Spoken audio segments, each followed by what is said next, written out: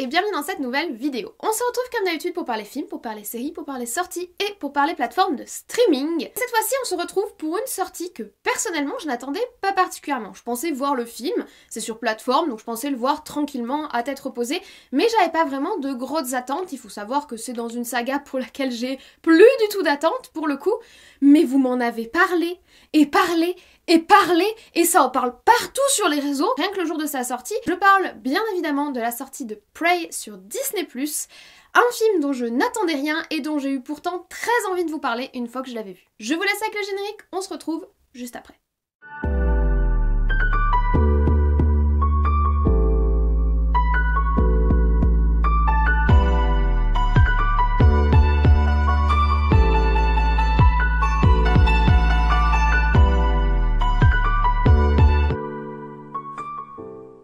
Prey est un film qui est donc sorti sur la plateforme Disney+, le 5 août 2022, donc vendredi dernier. C'est un film d'1h39 qui s'inscrit dans la grande saga des films Predator, qui est donc une saga iconique qui a commencé il y a quelques années et qui fait son grand retour avec ce 5e opus. C'est donc un film de type science-fiction-action comme tous ses prédécesseurs. Avant même de vous parler du film Prey, j'aimerais rapidement revenir avec vous sur la saga Predator au cinéma, puisque c'est une saga qui est déjà très importante, notamment son premier opus, mais qui est également une saga très en demi-teinte avec des hauts, du très haut, et également, en tout cas de mon point de vue, du très bas, voire très très bas. Le premier opus, qui est sorti en 1987 et qui durait 1h47, est un film qui mettait à l'image l'icône qu'est Arnold Schwarzenegger à cette époque. C'était un énième film de Arnold Schwarzenegger combat des méchants, mais des méchants d'un autre style, puisque cette fois-ci on avait affaire à un alien. Faut savoir que le concept du film partait d'une espèce de blagounette entre potes, puisque le dernier Rocky venait de sortir au cinéma, et qu'en fait on était arrivé à se dire que Rocky avait combattu tout ce qui était possible de combattre à l'échelle humaine, et que tout ce qui lui restait à, on va dire, rencontrer comme ennemi, c'était des aliens. C'est vraiment de cette espèce de jokes qu'est parti le concept du film Predator, qui est ensuite devenu une énorme icône. Le film qui a été réalisé par John McTiernan, qui est notamment derrière Die Hard, mais également derrière un film que j'aime beaucoup qui est À la poursuite d'Octobre Rouge, a eu un énorme succès. Pourtant, en soi, sur son concept de base, il est très simple. Nous sommes en Amérique centrale, une équipe d'élite des USA essaye de retrouver un espèce d'homme important, politique, etc., qui a été plus ou moins kidnappé dans la jungle, mais dans la jungle, en plus des fameux kidnappeurs de cet homme politique, il y a également un module alien qui s'est écrasé, et à l'intérieur de ce module, un alien dont le but est la chasse et qui va donc mener la chasse de ces humains qui se sont égarés en territoire déjà de base plutôt hostile, mais avec cette fois-ci un paramètre en plus qui est cette espèce d'alien surentraîné qui est extrêmement puissant et qui arrive en plus à se camoufler au maximum dans la jungle. Évidemment, le film mettait massivement en image et en valeur Arnold Schwarzenegger, qui était la figure de l'époque, et il a rencontré un grand succès, notamment parce que les survivals versus les petits hommes verts ont le vent en poupe à cette époque, puisque Alien, le film avec les xénomorphes, est sorti il y a à peu près 10 ans à cette période-là et a lui-même rencontré un très grand succès. Évidemment, le mythe du premier film Predator va bien au-delà de ça, mais le but de cette vidéo n'est pas d'en faire une analyse détaillée, mais plutôt de revenir rapidement sur la saga. Donc, comme toujours, quand une saga et quand un premier film réussit, on fait des suites. Pour le coup, Predators 2 va arriver quelques années plus tard, en 1990. Le film dure 1h48 et cette fois-ci, on va avoir droit à un Predators dans la ville. On l'a eu dans la jungle, cette fois on va l'avoir dans la ville. Il faut savoir que Predators 2 a eu un certain succès, mais personnellement, c'est le moment où j'ai commencé à décrocher de la saga. Déjà, je suis pas une fan du premier Predators, même si je reconnais son côté iconique et que j'aime le concept d'un alien qui vient chasser sur Terre. Je trouve que c'est super intelligent comme idée. Mais Predators 2 m'a un petit peu... En fait, on a perdu le côté track dans la jungle, si vous voulez, et on part sur quelque chose de beaucoup plus gadgetisé, où le Predator est vraiment surarmé. Maintenant, le film 2 est quand même très sympathique. Réalisé par Stephen Hopkins, il introduit l'idée que le Predator vient chercher des trophées sur Terre et va mettre en place tout un relationnel presque de respect entre le tracker et la proie traquée qui pourrait prendre, on va dire, le pouvoir vis-à-vis de son tracker. C'est la fin du Predators 2, qui est d'ailleurs iconique. Je trouve que ce qui se dégage de cette fin est le relationnel un petit peu ambigu qui va se tracer entre les Predators qui viennent sur Terre pour la traque et les proies qui arrivent à prouver leur valeur, entre guillemets. C'est quelque chose que j'ai trouvé très intéressant dans la saga Predators et qui fait que c'est quand même une saga qui vaut le détour pour moi. Cette seconde suite ne suffisant pas, en 2010 va sortir Predators avec un S à la fin. Pas Predators 3, Predators, qui dure lui aussi 1h47 et qui cette fois-ci change complètement d'angle puisque nous ne sommes plus vraiment sur Terre. On va suivre des trackers qui ont été sélectionnés parce que ce sont de grands chasseurs, donc des humains, qui vont être parachutés dans un endroit complètement inconnu et traqués par des hordes de prédateurs avec des S. Et là, on commence à rentrer dans le n'importe quoi. Personnellement, j'ai pas du tout adhéré à ce troisième opus. Je suis vraiment restée en dehors. Je trouvais que le concept qui avait été intelligemment apporté dans le 1 et intelligemment développé dans le 2 se perd complètement dans ce troisième opus qui a été réalisé par Nimrod Antal. Et voilà, je trouve qu'honnêtement qu'à partir de ce moment-là, la saga perdait tout son charme. Du côté track, chasse, vous voyez ce genre de choses. Alors oui, effectivement, il y a toujours de la track, mais la façon dont c'est amené, c'est complètement différent, et puis on commence clairement à exagérer sur le côté hyper technologique, hyper gadget, hyper effets spéciaux, etc. D'autant qu'en parallèle, entre les deux films, entre le 2 et le 3, il y a également la saga Alien vs Predator qui a commencé à sortir, mais attention, cette saga n'est pas canon par rapport à l'univers de Predator, même si c'est, en tout cas pour le premier film de 2004, un film que j'ai pas mal apprécié. Un art hyper agréable, hyper sympa, qui croise deux espèces de sagas qui sont d'une certaine manière des sortes de demi-sœurs, puisqu'elles évoluent quand même dans la même période historique, elles reçoivent les mêmes influences, même si c'est pas du tout de la même façon, et que je préfère clairement les xénomorphes aux Predators personnellement. La saga Alien vs Predators, je la développerai pas plus parce que elle est pas canon aux Predators, mais elle est intéressante, en tout cas le premier film de 2004. Le second qui va sortir en 2007, Alien vs Predators Requiem, lui par contre, trop c'est trop, mais je trouve que celui de 2004, en one shot, un petit peu original, qui sort du lot par rapport aux autres films, est intéressant, et lui-même approche de nouveau ces thématiques de track, ces thématiques de respect vis-à-vis de la proie, etc. et de, on va dire, une sorte de ritualisation de la chasse que je trouve très intéressante dans, on va dire, l'ADN des Predators, et qui est oubliée dans les suites, notamment le 3 et le 4. En parlant de Predator 4, c'est-à-dire The Predator, puisqu'il s'appelle pas Predator 4 officiellement, il est sorti en 2018 et il dure 1h47. Oui, encore, c'est la durée légale pour un film Predator, entre 1h47 et 1h48. Le film est réalisé par Shane Black, qui a la subtilité d'avoir joué un petit rôle dans Predator 1, et qui a ensuite été le réalisateur de Iron Man 3 ou encore de The Nice Guy, que j'ai beaucoup aimé par ailleurs. Là encore, le film m'a pas énormément enthousiasmé, pour être parfaitement honnête avec vous. Au niveau du synopsis, on va retourner en Amérique centrale. On fait un peu comme si Predator 3 n'avait pas existé d'ailleurs,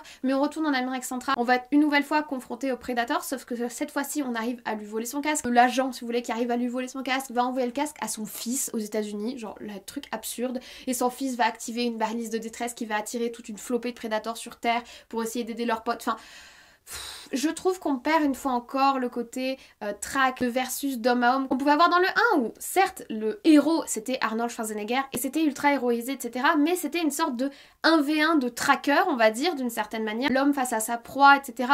et le côté où la fin est pas forcément décidée à l'avance et où le prédateur prend un risque en entrant dans cette démarche de chasse et en venant dans cette espèce de réserve de chasse qu'ils ont qu'est la Terre, si vous voulez. Ça, je trouve que ça se perd au fil de la saga et ça se perd totalement dans le 3 et ça ne revient pas particulièrement dans le 4 qui m'a pas non plus énormément plu, il faut être honnête. Et voilà où on en est en 2018, c'est-à-dire qu'on a quand même 4 films, 2 qui sont plutôt très sympathiques, un premier qui est iconique, et des suites qui m'ont personnellement énormément déplu, ce qui fait que j'avais plus vraiment d'espoir pour la saga Predator, et que quand j'avais vu l'annonce de ce film Prey qui allait sortir uniquement sur plateforme, etc., sans a priori du fait que ce soit sur plateforme, je me disais, ils misent pas particulièrement dessus, c'est une saga qui est à bout de souffle, c'est une saga qui est déjà trop longue, trop étalée, c'est pour ça que j'ai pas du tout d'attente sur ce film de 2022. Et pourtant, quand on s'intéresse un petit peu au film, et en particulier à son réalisateur qui est Dan Trachtenberg, j'espère que je le prononce bien, il y a quand même du potentiel puisque Dan Trachtenberg, il a réalisé 10 Cloverfield Lane. Donc il a déjà travaillé sur une saga qui était conçue comme un one-shot et qui n'exigeait pas de suite, et il a réussi à proposer quelque chose d'original. Je sais pas si vous avez vu 10 Cloverfield Lane, mais c'est un concept de huis clos dans un espèce d'espace de survie, une sorte de bunker de survie, vous voyez, qui est dans l'univers élargi de Cloverfield, qui est un excellent film qui ne demande pas à avoir une suite, il est excellent tout seul. Il a créé une histoire dans cet univers, mais il fait ça avec beaucoup de respect en proposant un concept qui était intéressant. Et choisir un réalisateur comme ça pour travailler sur une saga aussi prestigieuse que Predator, qui a déjà été aussi souillée que Predator, je trouve ça très intelligent. Ça aurait dû me donner la puce à l'oreille sur la qualité de ce que je m'apprêtais à voir. A savoir qu'il a également travaillé sur l'épisode Playtest de Black Mirror. Black Mirror est une saga que j'adore et j'ai plutôt apprécié l'épisode Playtest, donc ça aussi c'est censé être plutôt encourageant. Et il est également à l'origine du premier épisode, donc le pilote de la saga The Boys, donc de la série The Boys, qui fait énormément parler d'elle ces derniers temps. Promis, on fera une vidéo dessus, un de ces 4, mais je suis pas certaine d'avoir quoi que ce soit à apporter de plus que les milliards et centaines de vidéos qu'il y a sur cette série. En plus, c'est une série qui est extrêmement politique politique, il y a un message très politique et c'est pas forcément des thématiques que j'apprécie d'aborder sur ma chaîne. Donc voilà, je pense qu'on parlera un jour de The Boys, mais je vais attendre d'en avoir vraiment sincèrement envie et d'avoir vraiment quelque chose à apporter sur la saga pour l'aborder avec vous. Petite parenthèse. Alors, ce film Prey, qu'est-ce qu'il nous raconte? Déjà, attention, même si ça se passe avant les événements des films précédents, puisque les films précédents se passent à partir de 1987, sortie du premier film, et sont plutôt inscrits dans un espèce d'espace contemporain par rapport à leur sortie dans le monde, notre monde réel. Ce film-là se passe en 1719, donc on est dans le passé. Malgré le fait qu'il se passe dans le passé, le film n'est pas vendu comme un préquel. Il est vendu comme la première visite du Predator sur Terre, et là, j'ai mis quelques bémols. Il est vendu comme la première visite du Predator sur Terre, mais pas du tout comme un préquel qui se verrait comme une sorte d'origin story ou quoi que ce soit. Je trouve ça d'ailleurs intéressant avec la facilité qu'on a aujourd'hui de faire des reboots, des préquels, etc. Pas s'inscrire en disant le préquel de Predator et pas être dans une démarche où on va dire on s'impose dans l'univers Predator. Là le film est très humble, il dit juste ben voilà on va parler du Predator en 1719 mais attention c'est pas un préquel, c'est pas une origin story. Il s'inscrit pas du tout dans cette démarche et je pense que la nuance est importante à transcrire. On est donc en 1719, nous sommes en Nord-Amérique avant la colonisation par les Occidentaux, donc ces espaces sont principalement peuplés par les peuplades autochtones, donc les Indiens d'Amérique si vous voulez, et on va assister à l'atterrissage d'un prédateur dans cet espace et à sa rencontre avec les peuples locaux ainsi qu'avec des trappeurs qui sont là pour chasser. Trappeurs qui sont eux d'origine canadienne et donc occidentale et qui descendent dans les grandes plaines non pas pour coloniser, pour s'installer comme ce sera le cas plus tard, mais simplement pour chasser. Donc on va vraiment avoir une démarche où le prédateur va rencontrer ce nouvel environnement, un peu comme chaque fois de toute façon, puisque les prédateurs qui viennent sur Terre, c'est pas des prédateurs qui sont déjà venus avant, mais où un prédateur va rencontrer ce nouvel environnement et va se confronter, comme d'habitude, à une traque où il va essayer de chercher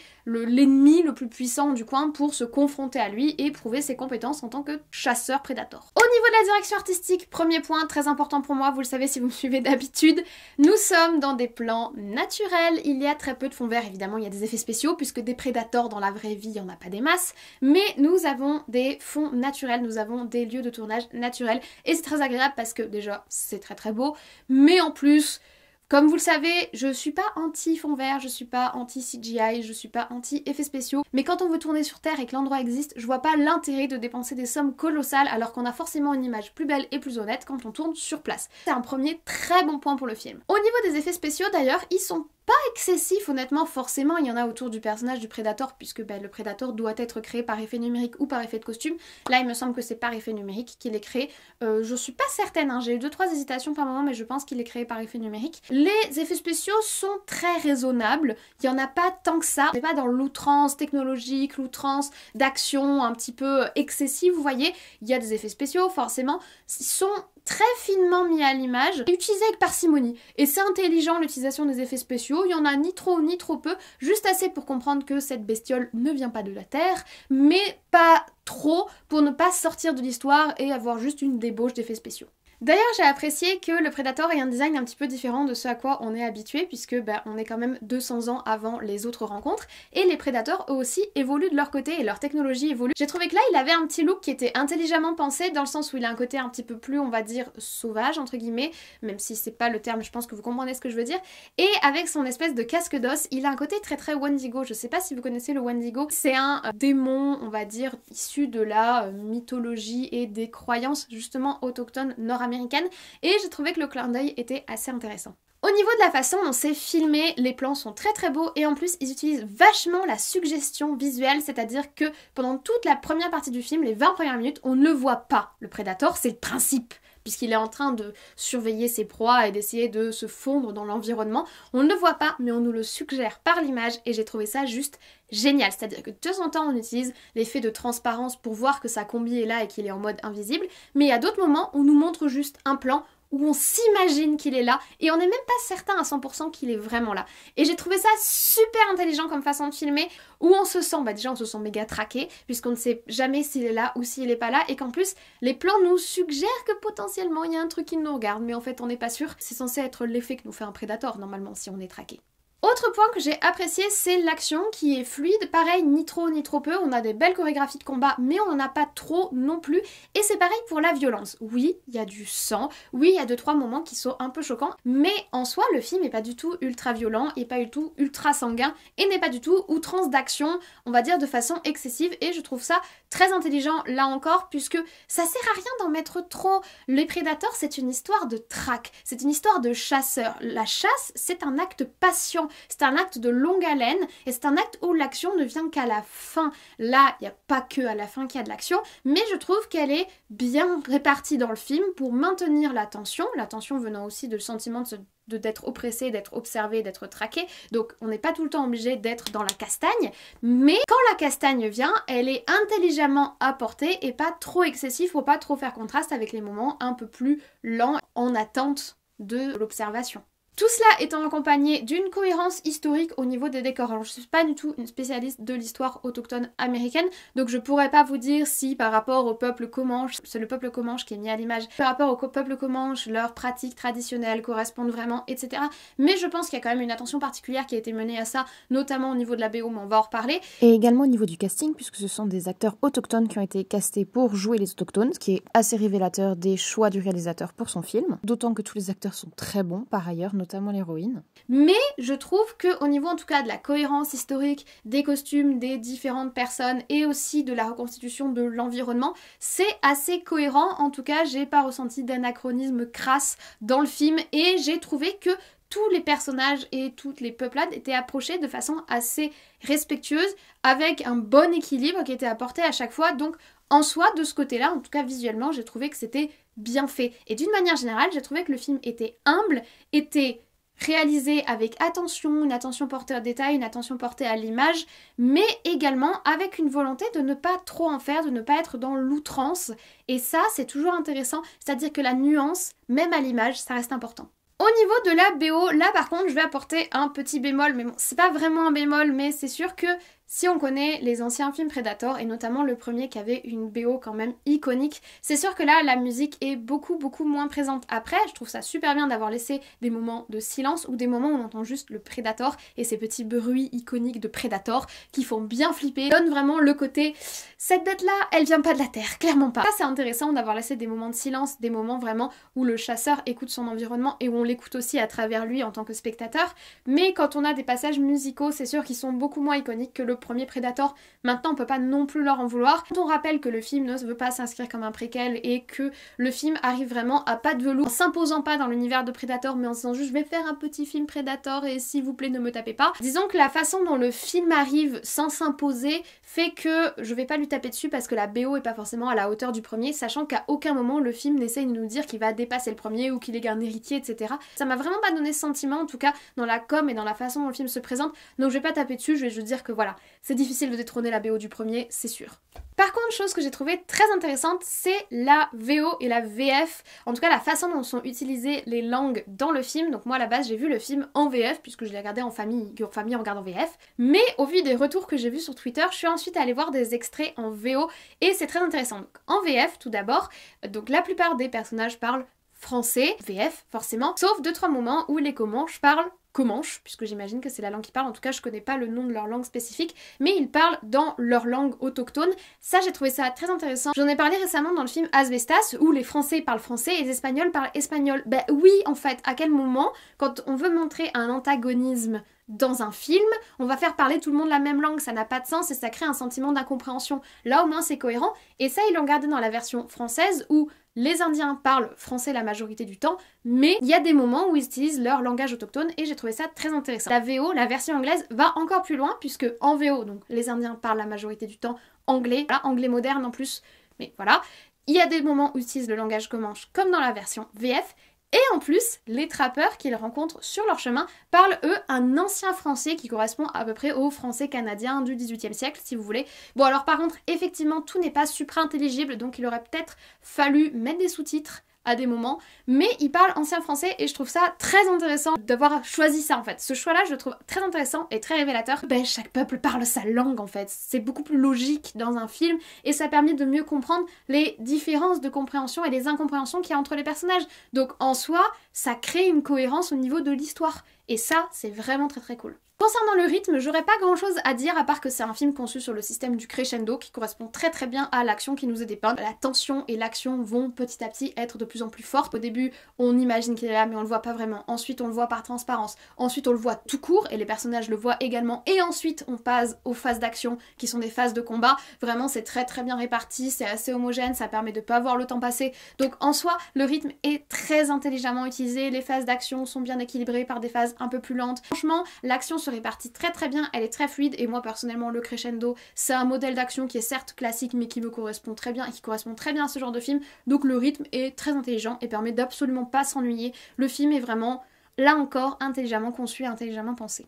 On en arrive à la partie qui m'intéressait le plus d'aborder avec vous, les messages du film. Tout d'abord, chose que j'ai trouvé très intéressante, c'est le premier film Predator qui s'inscrit vraiment dans un schéma plus émotionnel que de simples réactions. Le premier, c'est vraiment, on va dire, deux forces de la nature qui s'opposent, avec un côté plus compétitif et survie qu'autre chose, hein, puisque tous ces films sont des survival, bien sûr. Et dans les autres films, c'est un peu toujours la même chose. Là, on va apporter quelque chose de beaucoup plus émotionnel, c'est-à-dire qu'effectivement, il va y avoir la traque, va y avoir le combat, va y avoir l'action, mais il y a aussi toute la relation familiale, il y a aussi l'émancipation de certains personnages, il y a aussi forcément des tensions et des émotions qui sont portées par le contexte historique qui est abordé dans le film. Donc on apporte quelque chose d'un petit peu plus sensible à la saga Predator. Pour moi, cette espèce de renouvellement, si l'on peut dire, ou cet ajout à l'univers, je le trouve intéressant dans le sens où ça apporte un autre regard sur la saga. C'est ce qui fait encore une fois que ce film s'inscrit pas en héritier direct, préquel, sequel, reboot, mais plus dans un humble ajout à l'univers que je trouve intéressant puisqu'il choisit ses propres orientations et il choisit de faire sa propre cuisine, si vous voulez, sans utiliser les mêmes ingrédients que ses prédécesseurs. Ensuite, évidemment, on pourrait penser que le film a une dimension plus féministe du fait que l'héroïne, puisque c'est une héroïne, qui est au cœur du film et dans une forme d'émancipation vis-à-vis de l'image qu'on pourrait donner des femmes à cette époque-là, puisque c'est un film qui se passe au XVIIIe siècle. Je mettrais quand même quelques guillemets et quelques nuances dans ce regard-là. Bon, déjà parce que en soi, c'est pas parce qu'un film sort en 2022 et il y a une héroïne féminine que c'est un film féministe. J'entends ici le mot féministe au sens du mouvement politique qu'il représente et de la signification, voire de l'engagement politique qu'il peut représenter pour une œuvre. Ou alors des films féministes, il y en a toujours eu, puisque des héroïnes badass, il y en a toujours eu. Il suffit de voir la saga sœur de Predator, qui est la saga Alien. Le premier film Alien de Ridley Scott, il est sorti en 1979. C'est un film féministe? Oui, peut-être, vous me direz. Mais en soi, il y a une héroïne badass, et ça n'en fait pas un film de 2022. Ce film-là a 40 ans, si ce n'est plus. Il faut pas non plus dire que ce film n'est qu'un énième film pondu par les valeurs actuelles. Alors oui, effectivement, on met de l'héroïne forte à l'écran. Je trace d'ailleurs un parallèle évident, en tout cas visuellement, entre l'héroïne Lara Croft dans les jeux vidéo, Lara Croft Tomb Raider, et l'héroïne de notre film Prey. Je veux dire, visuellement, dans certaines scènes, c'est super proche. Mais c'est pas parce qu'on met une héroïne forte à l'écran qu'on a un film féministe ou un film politique. Des héroïnes qui combattent des aliens, on en a déjà eu, on en connaît depuis longtemps. Dans Alien vs Predator, c'est également une héroïne d'ailleurs, et le film est sorti en 2004. Donc c'est pas forcément le reflet de la période actuelle, si vous voulez. Ce qui peut être intéressant, c'est de montrer que là, à l'inverse de Ripley ou à l'inverse de Alien vs Predator en 2004, on a une héroïne qui n'est pas là où on attend qu'elle soit, mais d'un autre côté, elle reçoit pas une opposition violente, c'est-à-dire qu'elle n'est pas destinée à être une chasseuse, on ne l'y incite pas, mais quand elle choisit de se lancer dans la chasse, elle va plus recevoir du soutien qu'autre chose, et elle va plus recevoir un respect qu'autre chose. Donc, dans l'absolu, oui, on a une héroïne forte, oui, on peut s'imaginer qu'il y a un message, mais c'est un message, somme toute, assez nuancé, et pas excessivement mis en avant ou trop présent dans le film. C'est franchement secondaire par rapport à la traque, par rapport au Predator, ou par rapport au message historique qui est porté par le film. Au niveau historique, comme je vous l'ai dit, le film se passe au XVIIIe siècle, en 1719 très précisément, en Nord-Amérique, donc dans le continent nord-américain, dans la région des Grandes Plaines. Première chose qui est intéressante, je trouve très intéressant de montrer le Predator dans une temporalité et dans un espace où on a encore un regard sur la nature, où les monstres, les étrangetés de la nature peuvent exister, c'est-à-dire que à l'inverse d'un film qui se passerait en 2022 où dès qu'on verrait cette créature on se dirait oh mon dieu un alien, là c'est pas du tout la démarche qu'ils ont, ils disent pas un alien, ils y voient juste une créature plus puissante qu'un ours. Et ça je trouve ça très intéressant de projeter ça dans ce domaine-là. On se projette aussi dans une période historique où la chasse et la traque fait entièrement partie du mode de vie des populations. D'ailleurs on met deux populations en parallèle, la population des autochtones qui vivent là, donc les Comanches, et la population des trappeurs qui eux sont là temporairement. En général ils viennent des colonies canadiennes de l'autre côté du continent américain et ils descendent dans les terres pour chasser des animaux, attraper leur peau et les ramener et les revendre. C'est ce que font les trappeurs à cette époque-là. Donc en fait on projette le prédateur qui est un chasseur dans un territoire où il n'y a que des chasseurs. Des chasseurs pour vivre, ça fait partie de leur mode de vie, et des chasseurs qui eux sont dans une démarche où ils attrapent pour ensuite ramener et vendre. Donc c'est très drôle de voir que le film est projeté dans un moment en fait où ce sont des chasseurs les uns contre les autres qui mettent en parallèle leurs différentes méthodes de chasse et je trouve ça très très cool et je trouve que l'idée est vachement intéressante. Il y a d'ailleurs toute une réflexion on va dire au niveau d'échange et d'utilisation et d'apprentissage par les outils des autres qui est vachement mis en avant dans le film et que je trouvais très intéressante. De par cette mise en compétition des trois types de chasse en fait et des trois démarches, on pourrait déplorer qu'il va y avoir une forme de manichéisme avec la bonne chasse et la méchante chasse qui va être visuellement mise en avant, mais d'un autre côté c'est pas du tout les mêmes démarches à cette époque-là, il faut quand même recontextualiser et je trouve qu'ils ont quand même été assez nuancés, sachant que dans chaque groupe, ils ont mis des personnes avec une aura un peu plus positive et des personnes avec une aura un peu plus négative. Donc on ne peut pas accuser franchement le film de manichéisme dans la façon dont il essaye de faire porter son message.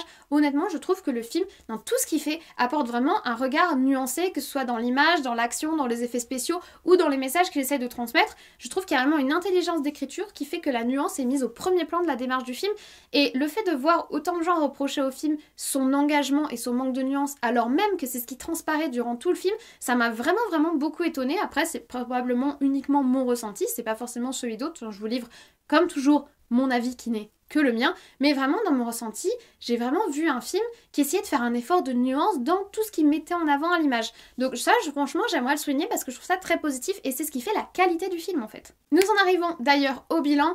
Franchement, c'est un très bon visionnage. Il n'y aura qu'un seul point négatif majeur, c'est de ne pas l'avoir vu au cinéma. Oui, je défends les plateformes de streaming et il est possible que sans la plateforme de streaming, ce film n'ait jamais eu les financements et soit jamais arrivé jusqu'à nous. Donc je ne critiquerai pas le fait que Disney+ ait encouragé la création de ce film, mais c'est vrai qu'au vu des grands espaces, au vu de l'action, de la fuité de l'action et de la qualité du film que j'ai vu, j'aurais vraiment aimé le voir au cinéma, donc ça c'est un petit bémol pour moi. Mais le film est vraiment intéressant, il est plein de nuances. Et c'est un bilan très positif, je trouve qu'il ajoute vraiment quelque chose d'intéressant à la saga Predator. Personnellement, je pense qu'il est juste après le 1, ça va être mon second favori. Je sais que Predator 2 a vraiment ses fans, etc. Mais moi je l'ai pas particulièrement apprécié. Ça crée un regain d'intérêt en fait pour moi pour la saga Predator qui pour moi s'était perdue et était enterrée à jamais. Bah, on crache souvent sur les reboots, on crache souvent sur les suites, etc. Mais là pour le coup c'est très bon, c'est très bon, ça rend hommage à l'univers, ça apporte un regard neuf, ça apporte une fraîcheur, c'est bien fait, c'est intelligent. Franchement je suis super contente de mon visionnage, vraiment. On est sur un très bon survival qui revient au code originel de la saga, qui pense bien son film, qui fait passer des messages sans qu'il soit trop imposé visuellement et soit qu'il soit l'excuse de film, parce que comme vous le savez, je déteste quand le message est supérieur à l'histoire. Là, il y a un message mais qui est en filigrane de l'action principale et de l'histoire qu'on nous raconte, donc là, moi personnellement, ça me convient. Je pense en plus que potentiellement ce film pourrait faire découvrir la saga Predator à des gens qui ne la connaîtraient pas ou à des gens qui auraient vu uniquement le film de 2018 par exemple et qui se seraient dit mais qu'est-ce que c'est que ça? Donc c'est très bien. Petite inquiétude, petit astérix que je rajouterais. J'espère que ce film va rester un one-shot. Honnêtement, je pense qu'il doit rester comme ça, juste un one-shot. Je veux pas de suite en fait. Le film fait vaguement écho, alors je sais pas, je connais pas assez l'univers pour être une spécialiste, mais je pense que le pistolet que l'on voit dans ce film-là fait écho au pistolet de Terminator 2. Donc on a un petit fil qui est tissé entre les films sans trop en faire. Je pense que c'est suffisant, je pense que c'est très bien, je pense que si vous hésitez à le voir, allez-y parce que franchement j'ai passé un très bon moment. Voilà, je vous remercie d'avoir écouté cet avis sur le film Prey jusqu'au bout. Ça a été un très bon visionnage dont je n'attendais rien, vraiment sincèrement, je n'attendais plus rien de la saga Predator et je suis super contente de cette espèce de retour aux sources, au survival, dans lequel j'ai passé un très bon moment, qui est intelligemment filmé, intelligemment fait. Pas du tout sur un film qui a de la prétention particulière, on est sur un film qui nous vend sa vision, et c'est tout. et c'est très très bien et ça a été un très bon visionnage que je vous recommande. Si vous avez apprécié cette vidéo, comme d'habitude, n'hésitez pas à mettre un petit like, comme vous le savez, ça fait toujours très plaisir. N'hésitez pas également à vous abonner. Par ici, on sort 3 vidéos par semaine, donc activez la cloche pour être au courant des vidéos et des posts communautaires. Je ne vous embête pas plus, je vous remercie d'avoir écouté cette vidéo et je vous souhaite dès à présent une très bonne journée, une très bonne semaine, de très bon visionnage et nous on se dit comme toujours à très vite.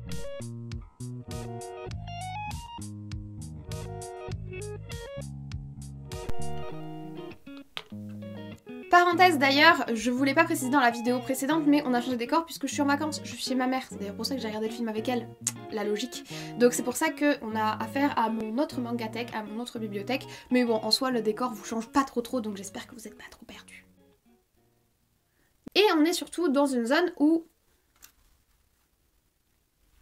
Je veux pas me faire un truc trop politique. C'est pas mon but, je fais pas du tout des vidéos politiques, mais il faut reconnaître que ce film a des messages et j'aimerais en parler.